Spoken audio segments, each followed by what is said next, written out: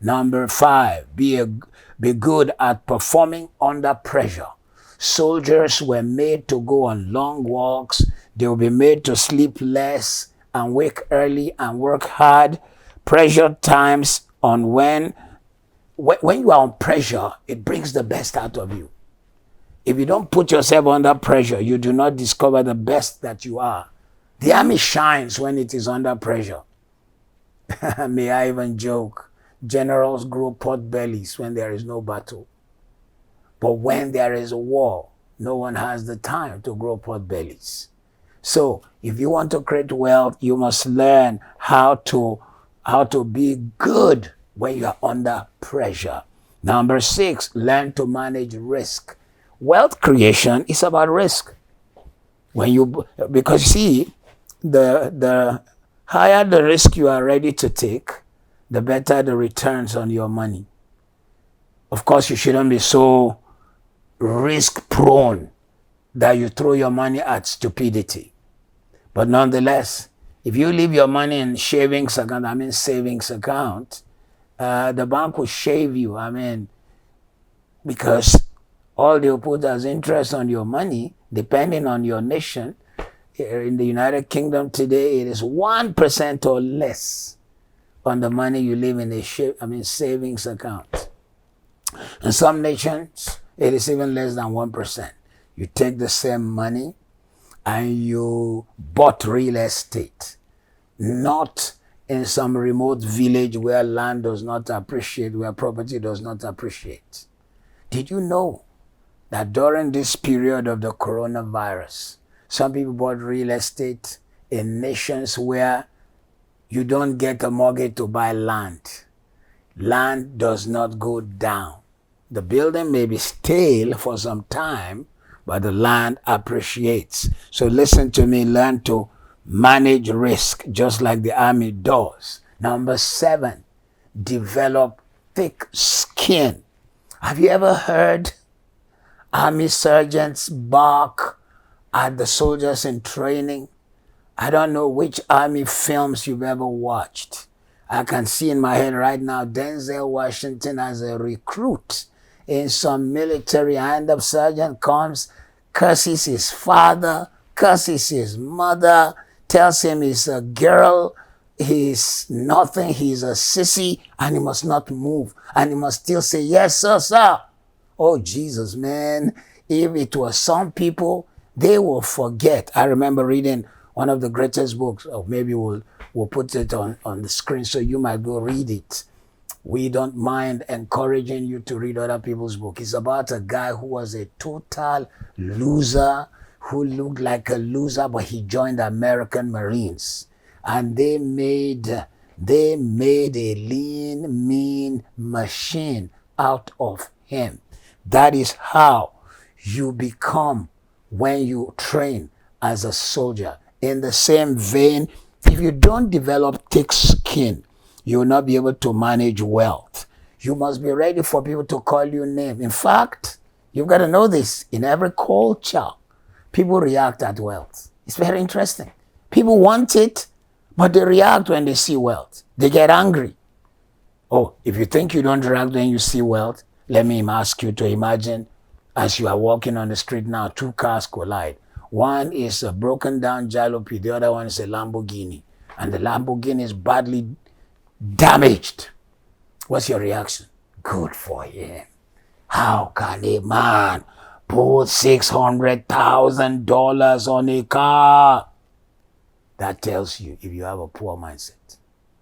Whereas a wealthy mindset looks at the Lamborghini and say, wow, this is a great car. I'm sure they'll be able to repair it and it'll be cruising again.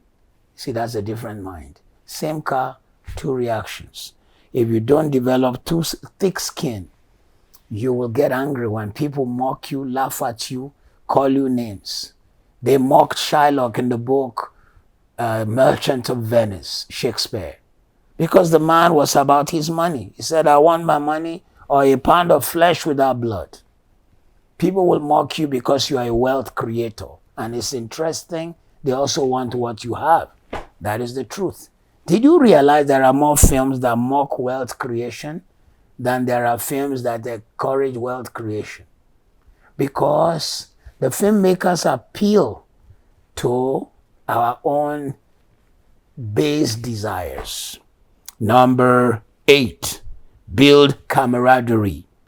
In other words, network with friends and brothers. Hey, one of the greatest characteristics of wealth creators is that they build platforms, they build friendships, they build relationships. They reach out, they give cards, they learn about one another. Somebody needs your business, they call you and say somebody needs your business. And they tell you, don't forget, if somebody needs my specialism, please call on me. They build camaraderie. The poor, every man to himself. Everyone is protecting his own thing. The middle class, everybody's in competing. Have you seen my latest car? It has this kind of revolution. Did you see the shoe I wore? It is LV, it is CC, all kinds of just trying to show off. Whereas the wealthy, they build camaraderie and pull one another up. Number 9, leadership. Every soldier, from even being a recruit to being an officer, is trained in the mindset of leadership. When the soldiers take an 18-year-old boy and send him to a military academy, not the one to become a recruit when you come out, but a cadet officer, from the age of 18, they show you movies of generals who won battle. They tell you stories of people like General Lao Tzu, the general who led the Chinese army for many, many years. They tell you of people like General MacArthur. They tell you of General Lord Nelson. They prepare your mind. They play scenarios of people who won, of Napoleon, who conquered various nations, so that by the time this guy is 18 to 20, he has leadership capacities that you cannot imagine. I'm not arguing for militaries to take over governments all over nations, but it's very interesting that while people mock militaries in some places, when people who are not military take over, they don't do better. They don't do better. So leadership is the reason why many create wealth. They take the lead. They do something. They see what others don't see.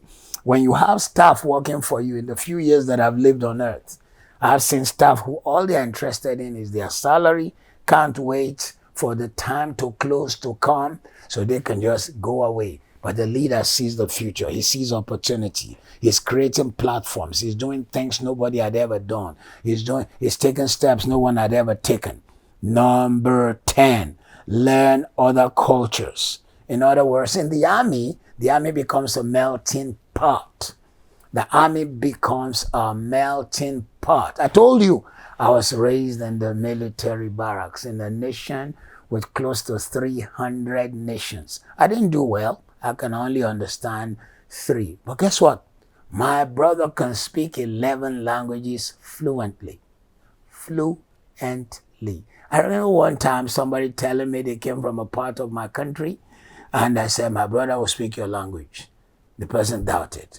When I called my brother and put him on the phone, the person's jaw dropped and said, he is mentioning corners and villages of my part of the world, and he is speaking the language in a way better than I, a city person. That is what the army does. It makes you learn other cultures, becomes a melting pot. You cannot create wealth if you do not know how to be like a bee. The bee creates the honey we enjoy by touching 1,000,000 nectars. Wow.